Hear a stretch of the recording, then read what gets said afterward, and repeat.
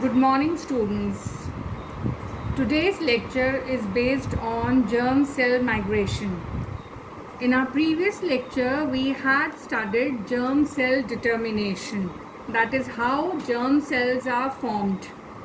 We studied that first primordial germ cells are formed, which are formed outside the gonads, and later on when genital ridge is formed, gonad बनने से पहले genital ridge बनता है.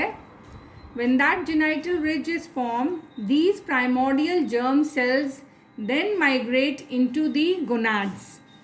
Today we are going to study how these primordial germ cells migrate into the gonads.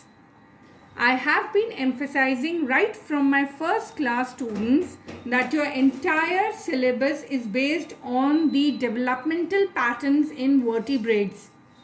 But since we have been studying, we have to study Drosophila also as a model animal. So we are going to consider here example of Drosophila has to be taken into account. So let us start our today's lecture, that is germ cell migration, by taking various examples. Our first example is of Drosophila. Students, as I had made very clear in my earlier class, कि germ cell determination students दो type से होता है, या तो autonomous होगा या conditional होगा. जहाँ वर्ड जर्म प्लाज्म आएगा वहाँ पे ऑटोनॉमस डिटर्मिनेशन होता है. क्योंकि मैमल्स में कोई जर्म प्लाज्म नहीं होता तो वहाँ कंडीशनल डिटर्मिनेशन होगा जर्म सेल्स का.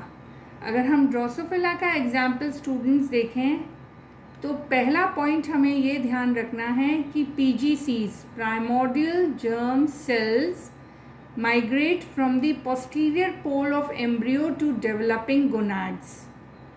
The first step is passive. आपको ये याद रखना है, फर्स्ट सेल स्टेप जो होता है वो पैसिव होता है. PGCs are displaced into mid gut by gastrular movements. हमेशा जर्म सेल्स का जब भी माइग्रेशन होता है तो वो गट एलिमेंट्री कैनाल से होते हुए माइग्रेट करते हैं. जो सेकेंड स्टेप है ड्रोसोफिला में, उसमें the gut endoderm triggers the movement of PGCs. तो पीजीसीज एंडोडर्म से मीजोडर्म में मूव करेंगे. जो थर्ड स्टेप है, पीजीसी स्प्लिट इनटू टू, यानी पीजीसीज दो डायरेक्शंस में स्प्लिट हो जाएंगे. और फोर्थ स्टेप में primordial germ cells that is PGCs migrate into gonads. Now the important thing that you have to remember in Drosophila students is that the endoderm repels germ cells. मैंने repels word को इसलिए underline किया है क्योंकि आप जो next animal पढ़ेंगे zebra fish में, उसमें आप देखेंगे कि प्राइमोर्डियल जर्म सेल्स का जो माइग्रेशन होता है उसमें कीमो अट्रैक्शन होता है, जबकि ड्रोसोफिला में जो प्राइमोर्डियल जर्म सेल्स का माइग्रेशन हो रहा है तो उसमें रिपल्शन हो रहा है. इसीलिए इस वर्ड रिपेल को अंडरलाइन किया गया है स्टूडेंट्स. सो ड्रोसोफिला में endoderm repels the germ cells and they migrate in mesoderm, whereas gonads attract PGCs. So the main phenomena that occurs in Drosophila is that chemorepulsion. तो ये वर्ड आपको याद रखना है कि जब भी प्राइमोर्डियल जर्म सेल्स का माइग्रेशन होता है ड्रोसोफिला में तो उसमें क्या होता है students, chemorepulsion. Now let us take vertebrates as an example. जब हम वर्टिब्रेट्स में जर्म सेल माइग्रेशन पढ़ेंगे तो हमारा पहला एग्जाम्पल है जेब्रा फिश. स्टूडेंट्स, मैंने आपको बहुत अच्छे से बताया है कि अगर फिशेस में कोई भी चीज़ आपको पढ़नी है, वर्टिब्रेट्स के हमारे पास 5 ग्रुप्स हैं. अगर फिशेस में कोई भी चीज़ पढ़नी है तो हमारा जो मॉडल एनिमल होता है वो जेब्रा फिश होता है. अगर एम्फीबियंस में आपको कोई भी डेवलपमेंटल पैटर्न स्टडी करना है तो उसमें जो मॉडल एनिमल होता है वो होता है जीनोपस, ओके। अगर एव्स में आपको कोई भी चीज़ पढ़नी है, डेवलपमेंटल पैटर्न पढ़ना है, तो उसमें मॉडल एनिमल है चिक, और मैमल्स में माउस होता है। सो ज़ेब्रा फिश में अगर हम देखें तो वहाँ जर्म सेल्स का माइग्रेशन जो होता है उसमें कीमो अट्रैक्शन होता है। Now students, I am mentioning the special proteins that are involved in germ cell migration. तो हमने कहा कि ज़ेब्रा फिश में कीमो अट्रैक्शन होता है और उसमें एक प्रोटीन का ग्रेडियंट होता है, और वो कौन सा है? SDF1 protein gradient that is secreted by developing gonad. तो डेवलपिंग गोनाड जो होता है वो अट्रैक्ट करता है PGCs को। हमेशा आपको ये याद रखना है कि जो गोनाड होगा वो प्राइमोर्डियल जर्म सेल्स को अपनी तरफ अट्रैक्ट करेगा, और उस अट्रैक्शन के लिए किसका ग्रेडियंट होना है? SDF1 प्रोटीन का। अगर हम फ्रॉग में देखें तो मैंने यहाँ वर्ड लिखा है जर्म प्लाज्म। इसका क्या मतलब हुआ स्टूडेंट्स? इसका मतलब हम पहले समझ चुके हैं कि वर्टिब्रेट्स में 2 कंडीशनल स्पेसिफिकेशन होता है। वर्टिब्रेट्स में कौन सा स्पेसिफिकेशन होता है स्टूडेंट्स? कंडीशनल। मगर जब जर्म सेल्स बन रहे हैं तो एम्फीबियंस में जर्म प्लाज्म क्योंकि बन रहा है, तो यहाँ पे autonomous determination of germ cells. बाकी जगह चाहे कंडीशनल हो, मगर जर्म सेल्स के बनने में और जर्म सेल्स के माइग्रेशन में ऑटोनॉमस डिटर्मिनेशन आ रहा है एम्फीबियंस में। तो जर्म प्लाज्म कलेक्ट होगा around vegetal pole in zygote. PGCs move by contact. Remember this word contact, क्योंकि आगे आप देखेंगे कि मैमल्स में, एव्स में भी PGCs का मूवमेंट थ्रू कॉन्टैक्ट ही होता है। दैट इज PGCs यानी primordial germ cells, they extend a single filopodium. Filopodium आपको पता है क्या होता है? सूडोपोडिया की तरह होता है, साइटोप्लाज्मिक एक्सटेंशन निकलेंगे, and the extracellular matrix over which PGCs move are oriented in the direction of migration. यानी कॉन्टैक्ट बहुत ज़रूरी है। जो जर्म सेल्स मूव कर रहे हैं वो सरफेस से कांटेक्ट में रहेंगे तभी उनका मूवमेंट होगा। यहाँ पे कोई कीमो अट्रैक्शन, कोई कीमो रिपल्शन वर्ड हम यूज़ नहीं कर रहे हैं। हम कह रहे हैं कि जर्म सेल्स कैसे मूव कर रहे हैं स्टूडेंट्स? कांटेक्ट से। यानी अगर सेल मूव कर रहे हैं तो उनके नीचे कोई सॉलिड सब्सटेंस होना चाहिए। जो एक्स्ट्रा सेल्यूलर मैट्रिक्स है उसमें फिब्रोनेक्टिन सिक्रीट होना चाहिए, तभी जर्म सेल्स मूव करेंगे। अब आते हैं हम स्टूडेंट्स मैमल्स में। मैमल्स में क्या होता है स्टूडेंट्स? पहला step, first mammalian PGCs migrate directly from posterior region of primitive streak into endoderm. I am emphasizing again, endoderm मतलब gut, alimentary canal. Germ cells का जब भी मूवमेंट होता है वो थ्रू एलिमेंट्री कैनाल ही होता है। सेकेंड में these cells express Stella protein. These cells यानी प्राइमोर्डियल जर्म सेल्स। आपको ये प्रोटीन्स याद रखने हैं कि कौन से प्रोटीन्स कब सिक्रीट हो रहे हैं। तो जो प्राइमोर्डियल जर्म सेल्स हैं उनके अंदर स्टेला प्रोटीन होता है। फिर 11.5 डे से PGCs enter genital ridges. Mammals में अब प्राइमोर्डियल जर्म सेल्स जो हैं वो जेनाइटल रिज के अंदर एंटर कर रहे हैं।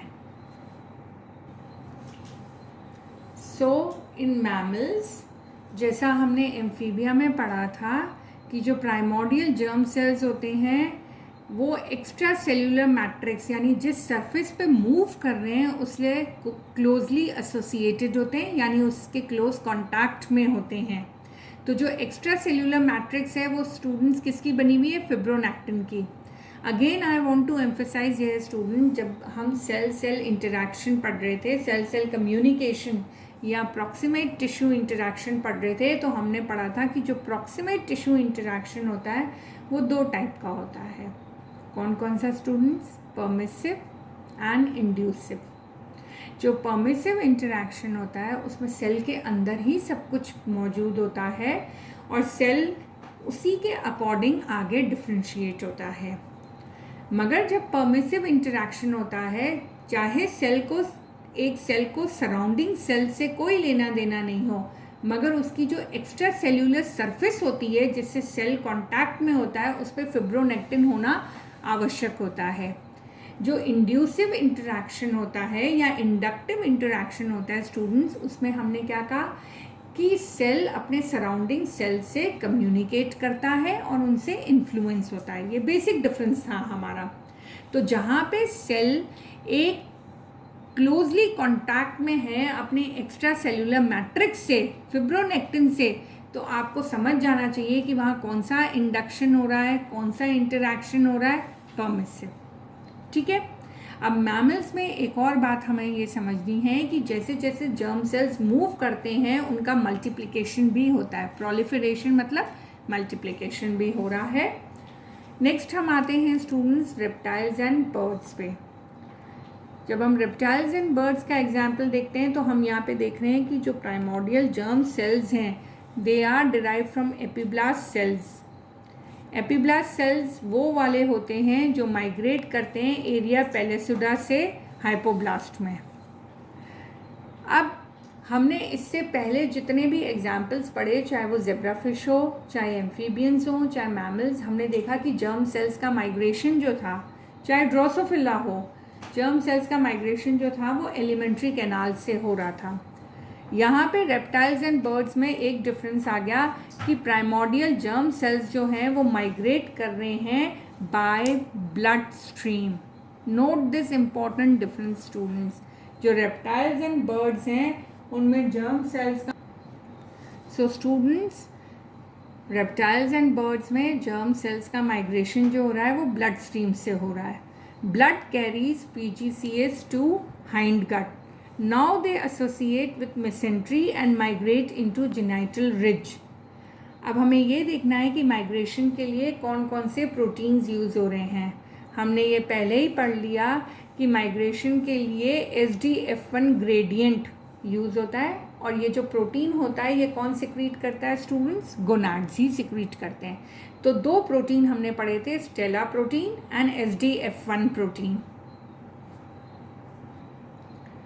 तो स्टूडेंट्स SDF1 जो प्रोटीन होता है वो गोनाड्स सिक्रीट करते हैं और उस SDF1 प्रोटीन को रिसीव करने के लिए प्राइमोर्डियल जर्म सेल्स की सरफेस पे एक रिसेप्टर होता है जिसको हमने कहा CXCR4।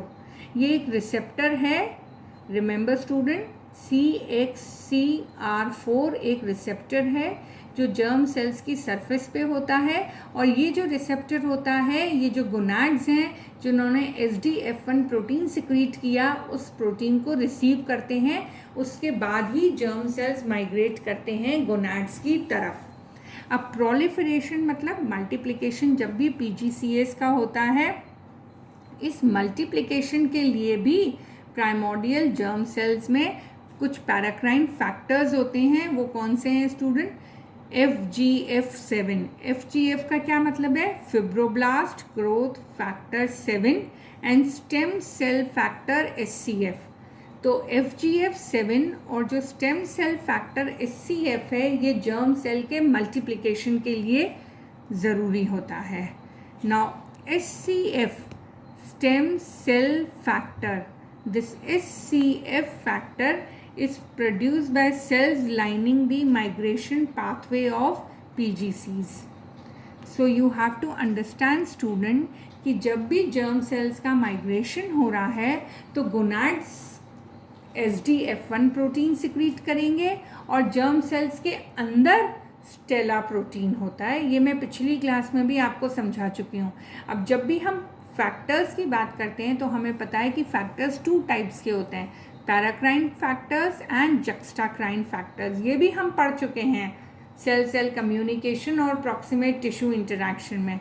तो पैराक्राइन फैक्टर्स के लिए कोई फिजिकल कांटेक्ट ज़रूरी नहीं होता है, ये फैक्टर्स डिफ्यूज़ कर दे जाते हैं और एक सेल और दूसरे सेल को इन्फ्लुएंस करते हैं। जबकि जो जक्स्टाक्राइन फैक्टर, जक्स्टाक्राइन का क्या मतलब होता है स्टूडेंट? क्लोज कॉन्टैक्ट होना चाहिए दो सेल्स के बीच में, तब ये फैक्टर काम करते हैं। इनके एग्जाम्पल्स भी हम पढ़ चुके हैं कि पैराक्राइन फैक्टर के एग्जाम्पल कौन से होते हैं? FGF, फिब्रोब्लास्ट ग्रोथ फैक्टर हो गया, हेजॉक हो गया, और जो जक्स्टाक्राइन फैक्टर है उसका एग्जाम्पल हम नॉच फैक्टर्स कर चुके हैं।